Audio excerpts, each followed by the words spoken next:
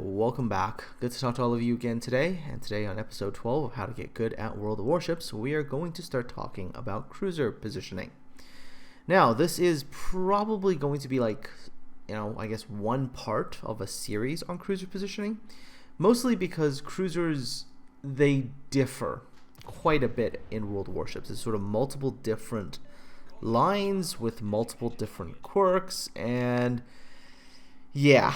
So it's taken me a while to sort of decide how on earth I was going to really kind of put this cruiser positioning video down. So after thinking through it, I've decided what I'm going to do is I'm going to sort of go to two sort of really important prototype play styles-ish positioning kind of thing for cruisers. The first one is going to be US cruisers, both heavy and light. Now, the major difference between the heavy and the light cruisers happens later on, where you get to the later tiers, sort of tier 9, tier 10. The heavy cruisers have a certain degree of immunity to battleship guns of 380 millimeters and below. Of course, they're still vulnerable to, larger caliber battleship guns, but, having a little bit of protection does allow you to deal with certain ships. That, combined with the heavy cruisers' improved AP bounce angles, does allow you in certain conditions, which I will show you a little bit later on, to play a little bit more aggressively in some situations. All in all, though, the heavy and light cruisers are very similar in the fact that they like to hug islands. Now, that is the first prototypical cruiser positioning, and basically all cruiser lines in the game can make use of this. What island hugging is not really to put your ship so close to the island that you can't shoot over it. What it actually means is finding sort of, little dips in the landmass. So you can see how we have this little island here, and there's a bit of a dip here in the landmass. So it's like using this dip in the landmass, staying still, and shooting over.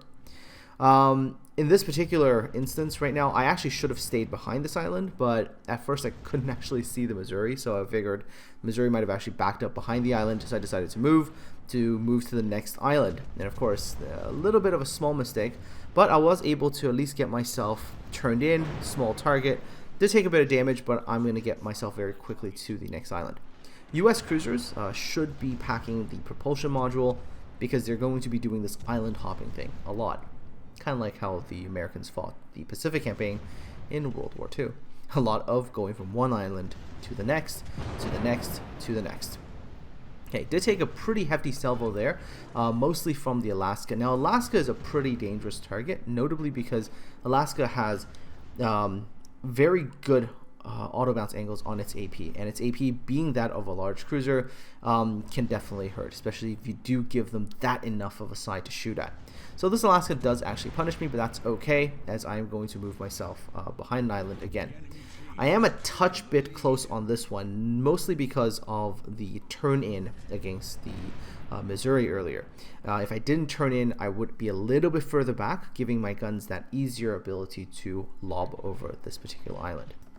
Now, in this particular battle, the opposing team's ships, the Missouri is still just hiding behind the island, but if you look at the Alaska, the Yamagi, they're all sort of kiting away. Not the world's best situation for American light or heavy cruisers. They generally prefer more opponents sort of pushing into them. If you have to go after them, then of course it means that you have to be open water. Now, keep in mind that if you're going to be open water, there's a couple of rules for American cruisers. One, generally try not to go in front of your battleships. You are trying to stay behind your battleship line, let them take the brunt of the fire, and then you open up. Two, in the event that you are starting to get into a position where you're likely to get in front of your battleships, see if you can break contact with the enemy. And this is like ducking behind islands, like I'm doing here, so that I can shoot at this Alaska without being spotted. And then on top of that, if the situation isn't so favorable, let's say terrain-wise, then see if you can stop shooting, fall off detect, turn back around, turn out, and then as you're pulling distance, engage again. Of course, that doesn't mean you run away forever. Keep an eye out on the situation. If you've pulled a little bit distance away from your battleship line, stop shooting, turn yourself back around. Kind of just, stay at a distance where the enemy just is not 100% focused on you.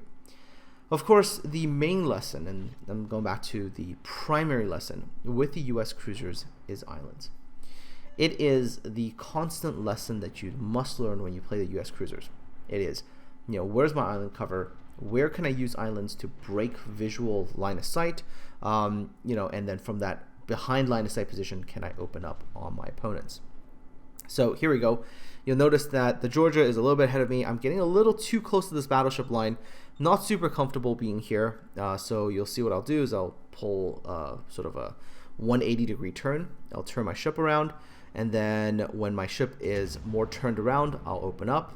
In fact, I noticed that the Amagi wasn't really looking my direction, so decided to open up first before sort of pulling a little bit of distance again. Alright, so getting my damage in with HE. Again, paying attention to the battleships, see if they're actually going to, let's say, pay attention to me. So far, it seems like the answer is no. So lob a few more salvos, and then when I see that it seems like I'm not really going to be the primary target, I'm going to turn myself back in. Getting another hit on the Amagi here. And plus, you can wait until you fall off the tech as well. Sometimes you can, like, if you feel like you're going to be under threat, you feel like the opponent is going to be paying attention to shoot you, just wait. Wait a little bit more. Wait till you're off tech before you turn your ship around. Okay, Alaska is reversing out. Okay, so I've got an AP salvo for this Alaska. Loaded it because I was seeing him reverse out, but okay, he's actually pulling forward again. All right. But yeah, that's pretty much the gist of what you're doing as a US cruiser. And this applies to both light and heavy cruiser. Also keep in mind, this is another thing. The US cruisers do have radar. And sometimes what you'll see is you'll see people they'll charge forward, they'll blow their one radar, and then they're so mispositioned they get instantaneously nuked. The US radar, while great, because it has a pretty good duration and range is not bad, it's not something you're just charging in to light off once. The ideal usage of your radar is, something that you'll have as the game progresses. So when you have a situation where you're like, I'm absolutely sure there's going to be a destroyer within my radar range, I'm going to blow it then, right? Or I need absolutely to provide information about something, I'll pop it then. So in this kind of situation where, the Alaska is behind cover and I noticed that my Georgia and my Jean Bart were both trying to go for him, I'm like, all right, I need to show you guys as much information as I can. I'll blow the radar. Now, I did get radared in return as well by the Alaska, but you'll notice that the primary target that the enemy ships here, the Amagi, whatever, shooting at, is not me. They're shooting at things that are closer to them, that is their more sort of immediate threat. And so that's fine. I'm going to offer that support from behind the Jean Bart. You can see even the rune, the attention is not me, right? Of course, pay attention to your mini-map as always, because that's a key thing to do. And once again, take a look at where the incoming threat is. So in this particular case, the incoming threat was coming through the middle, which, all right, if it's coming from the middle, I could just open up right here, expose myself because they can spot me, and then they'll start shooting at me, and then most likely I will eat some more damage, maybe even die. So what you'll see me do is I'll keep pulling a little bit forward, get behind another island, right? You'll see there's an island right here, and then I know as soon as I get behind this island, I'm going to break spotting. They're not going to see me anymore, so as soon as that happens, I'm going to go back to shooting again. Alright, so this is kind of what you're always doing as a US cruiser player. You're looking for these islands. If you're playing any other nation, are there lessons that you can use here? Absolutely. The ability to break line of sight with an island, get behind it, shoot from safety, it's applicable to pretty much every nation in the game. It doesn't really matter which nation you are playing, it is applicable. It's definitely going to be more applicable to some than others, that's for sure, but it's something that you can use pretty much regardless of which nation you're playing. Of course, this also means that when we get to the next nation in today's video, which is the Japanese cruisers, I will talk about something special and unique, I guess, to that line as well. And then hopefully at the end of the video, you're going to be able to sort of put two and two together, and then you're going to be saying, okay, now with these two things I can think about, then when I play a cruiser, I can start looking for these opportunities, right? Anyways, another thing, of course, to note is understand what your cruisers are capable of and not capable of. So remember the US heavy cruisers, they have the improved auto bounce angles, they've got the 27mm plating, which again, tier 8, 9, 10 have that. There is going to be an update to the Tier 6, Tier 7, which is the Pensacola and New Orleans, where they're going to get 25mm bow. So that is actually going to provide them with protection against 356mm guns. So the U.S. cruisers are going to have some protection. And of course, this Pensacola and New Orleans change hasn't happened yet, but soon. But you know, it'll make it into the game. And I think that's good because it gives you a certain degree of certainty when engaging certain targets. So I know that the Jean Bart, you know, is just in most cases not going to do much to me. I get all my guns out, have the AP, go for it, right? Jean Bart wasn't really ready for that. And the AP, especially on something like a Buffalo, can do a lot of damage if you hit it right. Okay, so Jean Bart's taken care of. I see a relatively low HP rune down there. I know the Amagi is not super healthy. Our bigger problem is actually the fact that we've got these 2 Takaos that are still relatively healthy, and I'm going to try to deal with them. Again, probably going to try to close the distance here. I have a lot more freedom, as you'll see it in this stage of the game. US heavy cruisers and light cruisers in the early stage of the game, they tend to be much more passive, a lot more island campy. But as the game evolves, as you're starting to be able to say, right, here's where my threat is, here's the things that can really hurt me, here's things that I can deal with, then you're going to be able to start making, let's say, good decisions on what to do when. In this particular case, I know that with the battleship sort of really far away from me and the 2 cruisers in front of me, I'm like, all right, you know what? I know they're stealthier than I am, but I do have that radar too, right? So if I can catch them off guard from, you know, let's say behind an island like that, I can get spotting on them. I can know exactly sort of where they are. And then, of course, there we go. Graf Zeppelin also helping spot the other Takao up north. I'm going to be able to get in a good AP salvo before they're going to be able to really react. So there's AP salvo number 1 against this Takao, and you'll see first salvo there, get a very good chunk of damage. By this point in time, because I know where the threats are, which is notably the Amagi, I can generally limit the damage from said battleship and keep myself reasonably safe. Yeah, just wait. I'm going to say that, and then something really silly is going to happen like that, and I'm going to eat like 20k from the stern. Okay. Anyhow, generally speaking, you know, if you can mitigate threats using range and distance, it is what you do. Anyhow, managed to get the other Takao as well. The US auto bounce angles are very usable, right? And of course, by this point in the game, as the game sort of really opened up, then you can, you know, play a much more standard open water cruiser role without really too much worry. And I'll end up killing the Rune as well, and I'll actually make it all the way to the carrier, who's hiding behind the the E9 island over on the sea cap. I get over there, I kill him as well. This game ended up being a pretty solid damage game. Alright, moving away from the US cruisers, because the US cruisers fundamentally is early game islands, and then late game, as you can sort of isolate targets and isolate things, you can be a little bit more flexible. The IJN cruisers teach another important lesson. So the IJN cruisers' fundamental lesson is concealment. IJN heavy cruisers are nice and stealthy, right? So it doesn't matter if you're playing the Atago or Mogami or Ibuki, they're all reasonably stealthy, even Zao, right? Very stealthy ships. Miyoko, stealthy for tier 7, although she does suffer a little bit when up tiered. But again, if you understand how to abuse their concealment, it is the sort of key lesson. Now, Japanese cruisers can still exploit islands. So again, remember that USN cruiser lesson about going behind islands or finding a happy island to camp behind. It's valid. However, the Japanese cruisers with their fantastic concealment does allow you to do a little bit more. What you can do is pop up in places where people don't want you to. And not only do you pop up in the places where they don't want you to actually be there, you also have the nice accurate guns, you have good fire chance on your HE does good damage, so you're kind of the thing that nobody really wants to see you there, but you're there, right? But then, on top of it, and the more annoying part, is when finally you annoy somebody enough that they're like, alright, you know what, I'm going to come deal with you. You stop shooting, you wait until, you know, the 20 seconds is up, and then you just disappear again. Japanese cruisers are super annoying. Furthermore, on certain Japanese cruisers, you, keep in mind, have good torpedoes, which means that if you're in a kiting away situation and you know the enemy is pushing towards you, even though, let's say, you have 10 kilometer torpedoes, you can fire them at targets that are, let's say, 12, 13 kilometers away that's pushing towards you, because they're going to close that distance for you, and then they're going to run into your torpedoes, you know. And so that persistent torpedo threat, the good concealment, the ability to just pop, shoot, and then before the enemy can fully react, you disappear again, is massively annoying. So you'll see in this particular case, even though the majority of the ships on my team is right there in a cluster around the F7, F8, somewhere around there, they're all clustered together. I'm off by myself around F9, F10, because I'm going to be here. I'm going to shoot a Massachusetts who is currently having his guns pointed towards the rest of my team. I'm going to shoot.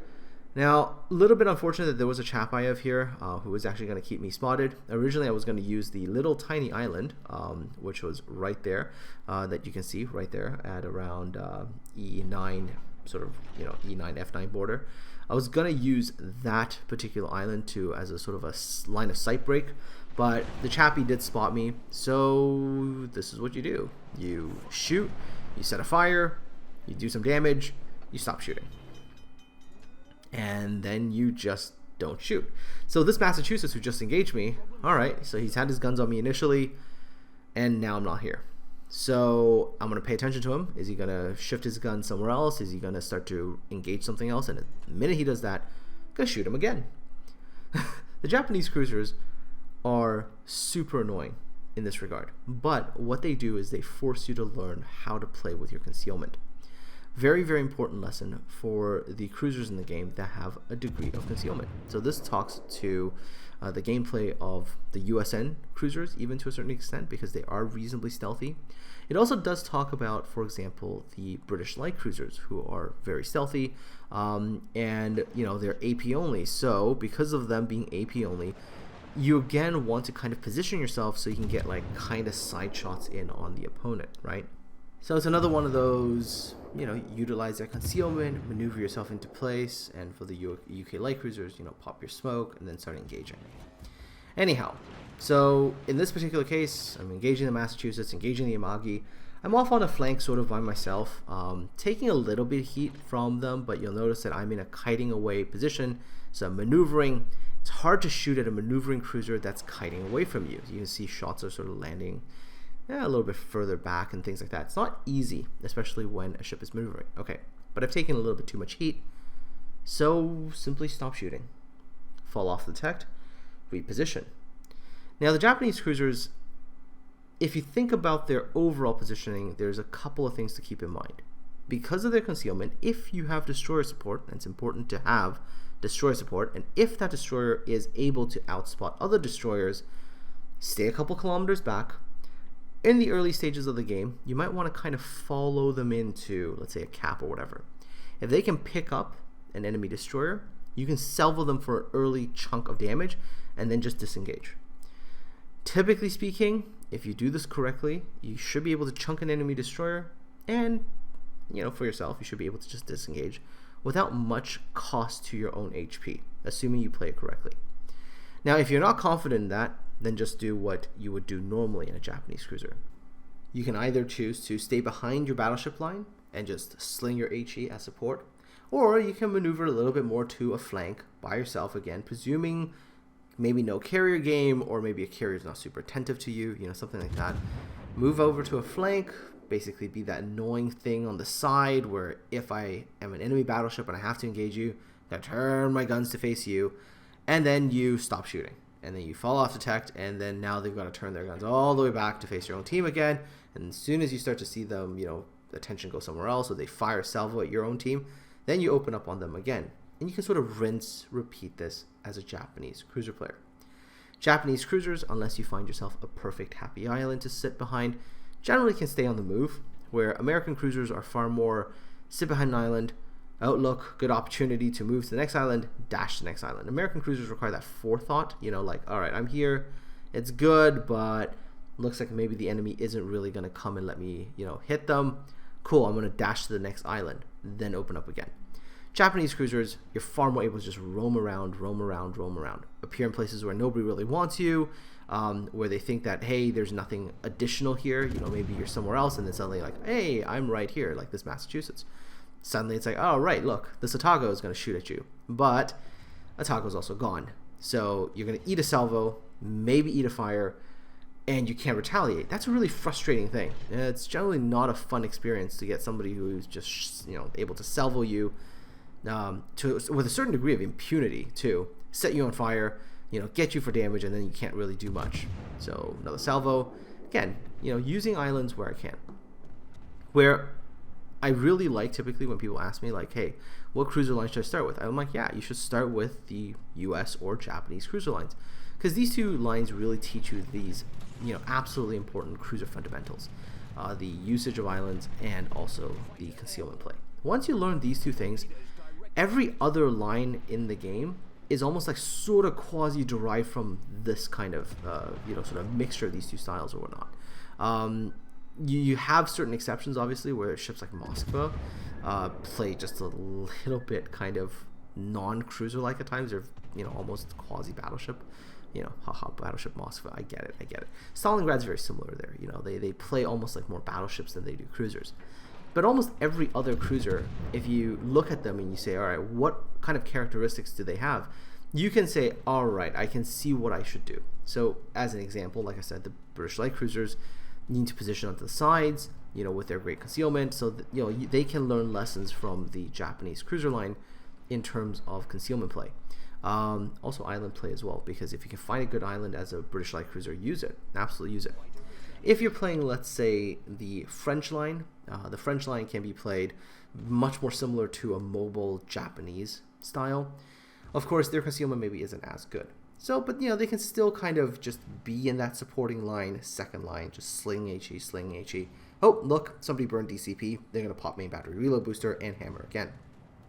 If you're talking about something like the German heavy cruiser line, okay, so the German heavy cruiser line don't have the world's best concealment. All right, so the Japanese concealment play, not so much, but they have good range, they have good ballistics. Okay, they can do standoff, but they also have 27mm plating at the higher tiers. So the ability to rush down battleships with 380mm guns, and in some other conditions, even battleships with bigger guns than that, because the German cruisers they do have that turtle back. So at really close quarters, if you have enough health, battleships can kill you in one salvo. So that does open up some additional possibilities there in terms of gameplay. However, the German cruisers, being not super stealthy, they're going to require the use of islands in order to approach for those torpedo runs. So again, borrowing things from the US heavy cruisers in terms of utilizing islands to break vision, approach cautiously, and then sort of surprise factor there. Anyways, getting a little bit sidetracked. Going back to the Japanese cruisers, so that really is Japanese cruiser sort of playstyle. You are this annoying thing that is stealthy as hell, which unless the opponent has, let's say, a ship that's stealthier than you, not many in the game, by the way, and the things that are stealthier than you can usually deal with. Destroyers are kind of annoying if they can keep you spotted, but again, if you can sort of work in concert with your destroyers, you become a really annoying ship. You're something that has threat, that has the ability to do damage, that can really, really hurt things, but then you're just kind of this something that's hard to kill, and that's really it. That's the Japanese cruiser ethos in this game. Utilize your concealment to the absolute max. You should usually have, like I said, check your mini-map settings, make sure you have all the proper range distances set so you know where the danger zone is. And then you just harass and harass and harass. And the fire chance being what it is, you can set a lot of fires with the Japanese heavy cruisers. They're just really annoying. And it is very hard for enemy ships to, go from engaging something else and then turning all the attention around to engaging you. Because, like you can see, in this case, the Bismarck is where the Bismarck is, and I'm not close to him. So for the Massachusetts to engage me, he's got to stop engaging the Bismarck, turn his guns all the way to me. And then if he does manage to shoot a salvo at me, maybe I'm just looking at his guns traversing and then not shooting, fall off detect. Wait for the Bismarck to engage. So it's like, you always have to be that target in a Japanese cruiser. Now, of course, in the game, as the game sort of progresses and more space opens up, the Japanese cruisers become far more capable of maintaining more sustained DPS. Obviously, in the earlier type of the game, there's threat, right? You're looking around, you're seeing multiple battleships, and some of those battleships might be hidden or whatever. You're wise not to continuously shoot. But by late game, you have a little bit more freedom here, right? And that's true for the US heavy cruisers as well. Late game, you can go from, in the US case, very island campy to much more free roaming. Japanese cruisers, which are always relatively free roaming, can, in the later stages of the game, get a little more aggressive. They can get a little closer to things. In this case of the Edinburgh here, I see that the Edinburgh is going to go and smoke. So guess what? I'm going to go and sneak up on him, hit the hydro button, spot him, and then absolutely assassinate him with AP. And that's going to be the plan. Of course, the key thing to note is that by this point in time, the enemy team's big threats to me are no longer there. No battleships that can possibly be on the flank, no stealthy battleships that I won't know. I know where everything is. I know where the Chappie is. I know where the Edinburgh is. You can be aggressive because you know exactly what you're walking into. A big part of World of Warships is intelligence, is knowing where things are so you can do the correct actions. If you don't have the correct intelligence, you are screwed. This Edinburgh, for example, does not have good intelligence. He doesn't know where things are. He's basically blind. I'm able to get close, pop my hydro, and I'm basically going to catch him with his pants down. Just doesn't know that I'm coming. Look at his guns. Look where they're pointed. All the wrong places. Get one AP salvo in there, and it's game. Anyways, I'm going to continue to finish up this match. I'm going to go and nail the Chappie, and then that'll officially end it. It's pretty standard Japanese cruiser game for me. About 100 and I think it's like 106,000 damage in this one. Anyhow, all in all, I hope this video at least gives you a basic idea of these two sort of key archetypes, the US cruisers and the Japanese heavy cruisers. Now, once you've got these two archetypes, down, when you start a game, you can start thinking about, does it fit or does it help your cruiser play? Of course, like I did mention, I will probably have to cover a bunch of other cruiser lines as well, and especially when there's like important lessons to be learned for others. So keep an eye out for those episodes when those episodes drop. Other than that, if you got any questions, you can leave those in the comment section below. I will try my best to answer some of those questions, and if I don't get to it, I'm pretty sure there's other helpful people in the community who will help answer your questions as well. Anyways, folks, be safe out there. Coronavirus and everything. Be safe. Take care of yourselves. Stay home. Take care of your families. And of course, I will talk to all of you again soon in another video.